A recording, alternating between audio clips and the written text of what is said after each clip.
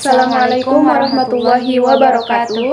Alhamdulillahirrabbilalamin. Wabihi nasta'in wa ala umuri dunya waddin. Wassalatu wassalamu ala asrofil anbiya'i wal mursalin Sayyidina Muhammadin wa ala alihi wa sahbihi ajmain, amma ba'd. Yang terhormat kepada Bapak Muhammad Hasan Marwiji MM selaku dosen mata kuliah Akhlak Tasawuf, dan kepada rekan-rekan saya yang saya cintai. Perkenalkan, nama saya Iklima Robiatus Syifa dan rekan saya. Perkenalkan, nama saya Tiara Putri Nafasya.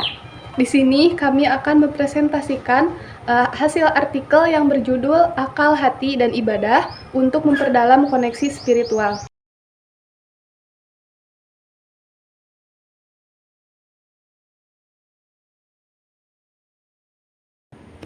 Yang pertama, pendahuluan. Dalam kehidupan yang serba terhubung ini, banyak dari kita merasa kehilangan koneksi dengan yang lebih besar dari diri kita sendiri. Tuntutan sehari-hari, perangkat teknologi, dan kebisingan dunia modern membuat kita jauh dari keberadaan spiritual kita yang sejati. Namun, di tengah-tengah kekacauan ini, terdapat jalan untuk memperdalam koneksi kita dengan dimensi spiritual, dan itulah melalui akal, hati, dan ibadah yang tulus. Yang kedua yaitu metode penelitian. Penelitian ini menggunakan metode studi pustaka atau literatur review. Apa sih literatur review itu? Nah, literatur review itu adalah kegiatan mencari referensi teori yang relevan dengan masalah yang ditemukan. Bisa juga menggunakan referensi dari buku, jurnal, artikel ilmiah, atau laporan dan hasil penelitian. Dan juga kami menggunakan pendekatan ekspositori untuk menjelaskan konsep-konsep akal, hati, dan ibadah, serta bagaimana keduanya dapat memperdalam koneksi spiritual. Yang selanjutnya, hasil dan pembahasan. Mengenal akal dan hati. 1. Konsep akal dan hati. Akal dan hati merupakan dua unsur yang menentukan kadar dan nilai kejiwaan manusia sebagai karakteristik manusia dan memberikan ciri khas dalam dimensi nafs. Sebagai dimensi psikis, akal dan hati juga memberikan ciri khas kepada dimensi al-nafs, al-ruh, dan al-fitrah. Dalam jiwa manusia, seakan-akan selalu terjadi dorongan tarik-menarik antara akal dan nafsu syahwat manusia. Akal selalu mengarah kepada kebaikan, sedangkan nafsu atau syahwat selalu mengarah kepada perilaku keburukan. Yang kedua, pengertian akal dan hati menurut Al-Ghazali. Akal merupakan salah satu substansi imaterial yang menunjuk esensi manusia. Akal adalah sesuatu yang halus yang merupakan hakikat manusia, sama dengan al-qalbu, an-nafs, dan ar-ruh yang berbeda, hanya namanya saja. Bahkan, akal adalah entitas jiwa yang terlibat dengan inteligensia, yang dalam hal ini ia bisa juga disebut dengan intelek. Yang selanjutnya yaitu pengertian kolbu. Istilah kolbu menurut Al-Ghazali mengandung dua pengertian, yang pertama materi dan yang kedua spiritual.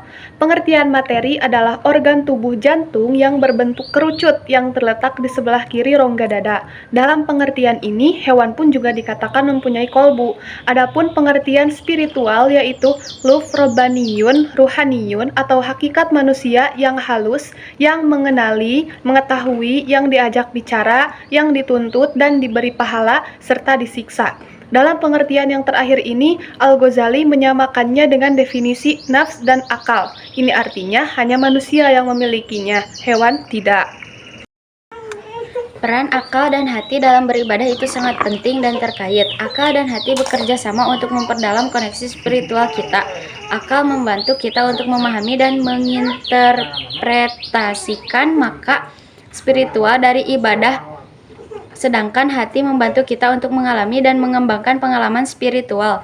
Dengan demikian, ibadah menjadi sarana untuk mengembangkan kecerdasan spiritual dan memperdalam koneksi dengan Tuhan.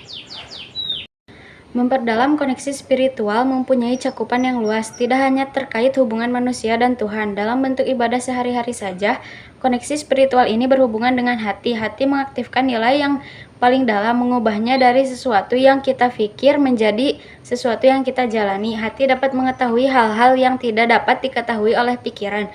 Hati adalah sumber keberanian dan semangat, integritas, dan komitmen. Jika pikiran dan hati kita tenang, kita dapat menemukan petunjuk untuk memperdalam koneksi spiritual, yaitu dengan beribadah, berdoa, dan berzikir, merupakan cara kita berkomunikasi langsung dengan Allah. Hubungan spiritual adalah perjalanan yang terus-menerus, bukan sekedar pencapaian singkat. Perjalanan ini harus dijadikan konsistensi dalam ibadah sebagai bagian integral yang akan membimbing diri kita menuju kebahagiaan dan keselamatan dunia dan akhirat. Memperkuat koneksi spiritual diri kita dengan Allah Subhanahu wa Ta'ala, kita akan mampu menjaga konsistensi dalam beribadah. Dengan melakukan ibadah secara konsisten, dapat mempererat hubungan kita dengan Sang Pencipta dan memperdalam kesadaran akan keberadaannya dalam setiap aspek kehidupan kita. Untuk kesimpulannya, memperdalam keimanan bukanlah proses yang instan, melainkan perjalanan panjang yang memerlukan ketekunan dan kesabaran. Melalui akal dan hati, dalam beribadah dapat meningkatkan pemahaman agama, konsistensi dalam beribadah, mengamalkan ajaran agama dalam kehidupan sehari-hari, serta menjauhi dosa dan perbuatan buruk. Cukup sekian presentasi dari kami. Mohon maaf bila banyak kekurangan. Billahi taufik wal hidayah. Wassalamualaikum warahmatullahi wabarakatuh.